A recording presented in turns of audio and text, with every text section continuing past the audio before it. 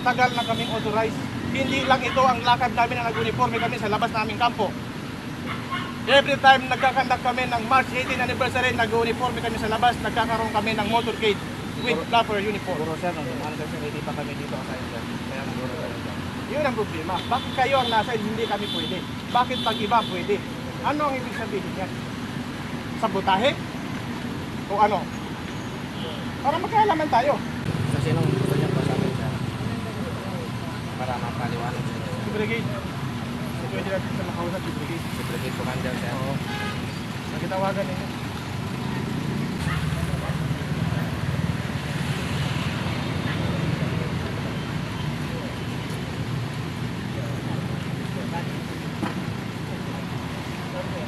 Tingnan niyo.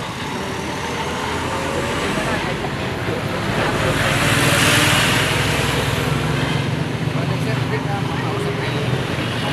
Pero ang sabi din sa akin sir, pwede naman kayo lagpas din sir.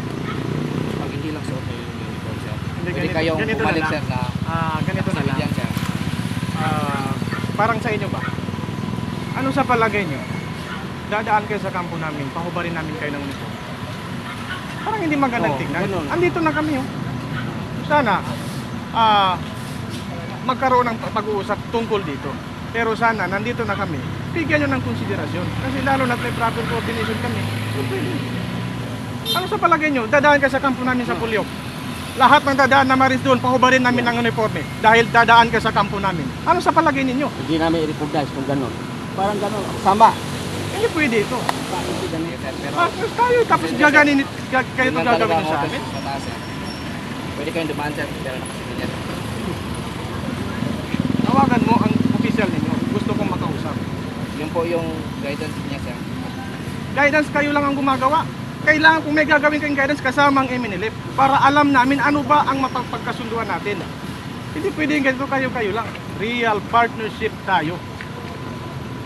Katunayan, meron kaming mga kasamahan nandyan sa AFP, nandyan sa PNP. Sasabihin ninyo, hindi tayo partnership.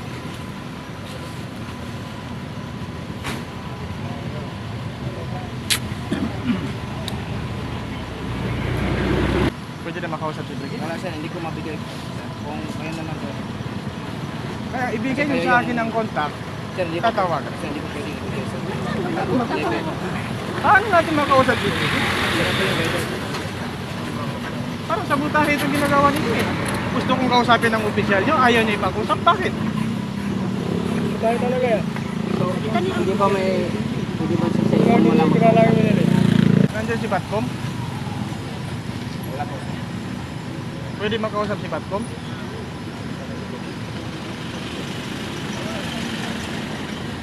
Paalam ko po. Okay, nabasa pa ito ni Batcom eh. Bago ito ni-receive eh. Antayin si Brigade Commander makaambak? Magpunta dyan sa kampo? Nandyan ang advance party ni Brigade sa kampo? Pero bakit ito yung tropa natin dito? Ayaw kami padaanin. May representative pala dyan si Brigade sa kampo. Tapos kami dito, ayaw kami padaanin. Pagbuwag lang. So ito, inabot na namin yung concern nyo. Actually, wala lang problema ka. Pero binaba na kasi yung order sa taas. So ang gusto lang nila na higher headquarters, ano, balik na lang muna. Kasi ayaw nilang punta kayo naka-uniform. Ang gusto lang nila kasi marami tao sa atin. So kung gusto nyo, upper, pwede naman. Kasi kami dito, nasa baba lang kami, wala rin pala kami. Sumusunod lang po kami sa utos, hanggang sa taas. Alam nyo naman sa amin, chain of command. So hindi kami makadecide on our own. So kung anong ginapa na instruction, at nai-coordinate naman yung mga tropa namin dati, di ba? Na huwag mo tumawid na ka-uniform. So ano na lang natin. Ginagalang naman namin yung assembly at gathering. Pero ang concern na namin ganun lang, na may instruction sa amin sa taas na gano'n. Wala naman problema eh. Wala kami ginawa proper coordination. So ngayon, ang punto natin dito ay gumawa kami ng proper coordination para ipaalam sa tropa, sa inyo, sa PNP na kami nga ay dadaan pupunta sa kampo mapunta para tumalo sa assembly. Now ngayon, hindi sana, kung hindi pala papayagan, sana hindi na lang ni-receive yung papel na. Hindi, ni-receive. Ni-reject na lang sana. Hindi, ganito Mahirap kasi. yung, Hindi naman sa ni-reject. Ni-receive namin, pero with proper na wag mag-uniform. Wala namang problema. Pwede kayong pumunta pero doon na kayo mag-uniform. Yun yung sabi sa taas. At yung mga tao namin kakilala ng tao na yun din ang sabi sa inyo. So ni-receive namin yun. Welcome yun. Walang problema. Pero ang sabi lang namin, ang uniform, doon na lang mag-uniform sa pagdating sa kampo. Yun lang naman sa amin. Hindi naman namin i-reject kasi may respeto namin yan, karapatan nyo for assembly, tsaka yung nyo. Pero yun lang din sa amin, sa ganun. So, sa amin sa baba, kailangan namin i-execute or implement yun. Mahirap yung ganito. Bakit dito na area ay mayroong ganitong sistema? Which is, kung titignan natin, gagawin natin basihan ng mundo. Maganda naman ang relationship. Bumababa ang tropa ng MNLF, ang tropa namin, mismo sa city, sa kampo ng Philippine Army, ay naka-proper uniform, nakabaril pa nga dahil may proper coordination. Maganda ang ugnayan. Kaya nga kami, gumawa kami ng proper coordination sa inyo para maganda ang ugnayan natin. Wala namang hindi magandang ugnayan dito. Nag-coordinate pa rin naman tayo. Kung nakapagdala kayo ng baril, naka-uniform sa hulo, yun yung coordination. So dito, iba rin kasi dito. Anong pinagkaibahan? Iminilip sila, iminilip kami. Tropa ninyo yun, bro. At Iba kasi, iba yung kung may instruction sa amin, hindi ko na masagot kung iba o hindi. Pero kung ano yung instruction kayo sa amin, okay lang naman pumunta kayo, wala namang problema, assembly nyo yun. Pero yun yung instruction, sumunod na lang tayo.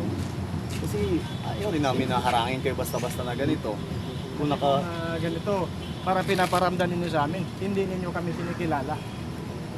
So, yun ang nararamdaman namin ngayon. Na hindi ninyo kinikilala ang MNLF. Kinikilala Lalo na namin kayo. nagpakilala kami sa inyo. Kinikilala namin kayo, andun yung letter nyo, umabot sa amin. Pero ang instruction sa amin is, huwag lang tumawid, naka-uniform. Yun na naman, kasi tulad nito, nakaharang tayo, medyo na yung mga civilian natin, na-alarma. So, sumusunod lang din kami sa utos sa amin. Tsaka may prior coordination na huwag mag-uniform, pero naka-uniform pa rin kayo. Huwag kami ng uniform. Sino nag-approve? Yan sir, nandiyan ang letter sir. Oo nga, andyan yung letter. Oh, di-approve na, may with uniform. Oo, dumating to, pero wala ba nag-coordinate sa inyo na huwag mag-uniform? May nagsabi sa inyo na huwag mag-uniform. So ayun nyo lang din. Ni-receive namin to in good faith na okay, allow namin, pero hindi naka-uniform. Yun yung pinaka-coordinate namin. Nandyan. Maganda kaya, may dapat wala na yan Pagkita na Stop. iminilip, okay, go. Nandito na ito, pag-usapan lang natin maayos. Kailangan makarating kami sa programa. Kasi importante ang dadaluhan namin. Now, ngayon, ngayon, fasting pa kami, no? Pero anyway, hindi problema yon. Ang gusto lang namin makarating doon at makabalik ng safety. Pero yung sabihin nyo, uhubad kami ng uniforme dito, hindi namin magagawa yun. Parang kayo, dadaan kayo sa kampo namin. Kahit pa sabihin natin mag-coordinate kayo, dadaan kami. O hindi kayo pwede pumasok dito naka-uniforme, maghubad kayo ng uniforme. Ano ang mararamdaman ninyo? So parang hindi naman maganda na yung ni-receive nyo na yung coordination namin. Tapos bandang huli, ganito ang kalalabasan. Hindi, sir, ganito kasi, kahit sinong, ganito kasi, pag may nag-request kahit ng mga area security sa amin, sa mga barangay, i-receive namin yan. Pero sasagutin namin kung paano namin gagawin, secure, kung paano, kung ilan lang. Like for example, dumating yung papers mo, i-receive namin kung babasahin, iintindihin, then i-coordinate. Dapat sana, kung Kasi nag-response kayo, sana binigyan nyo kami ng meron kaming pinangahawakan na talagang hindi nyo kami pinapayag. Katulad ng ginawa namin sa inyo, proper coordination, sana kung hindi kayo pumapayag, gumawa kayo ng proper response sa amin. Para nang sa ganun, hindi tayo umabot sa ganito, sa punto na ganito. Yun lang ang kailangan natin. So mahirap naman yung tawag-tawag lang. Official kaming nagpadala ng coordination sa inyo. Tapos babalik sa amin unofficial. So parang hindi maganda sa side namin. Take note doon. Ano kami doon, sir, amenable kami doon sa kung may lapses man Maraming salamat. Pero Salamat. naintindihan namin yun. Mas maganda nga kung sasamahan nyo ka na puntang kampo para wala tayong maging problema. Kasi may representative nga si Brigade doon sa kampo ngayon, paparating na doon, advance parties. Oh, kung inisip nyo lang Magandang takbo natin, magsama-sama na lang tayo sa kampo. Samahan nyo na lang kami para walang maalarma sa atin. Sama-sama na lang tayo. Kasi mahirap naman pahuhiin nyo kami. Kung di kayo pahubarin nyo kami, no, hindi po pwede. So Sundalo kayo, sundalo kami ng Moro National Liberation Front. Hindi maganda na pahubarin nyo kami. Sige sir, i-coordinate natin yan, ha? Pero sama-sama tayo doon para safety lahat. Magandang. Partners tayo eh. Pakita natin sa lahat, sa civilian, Oh.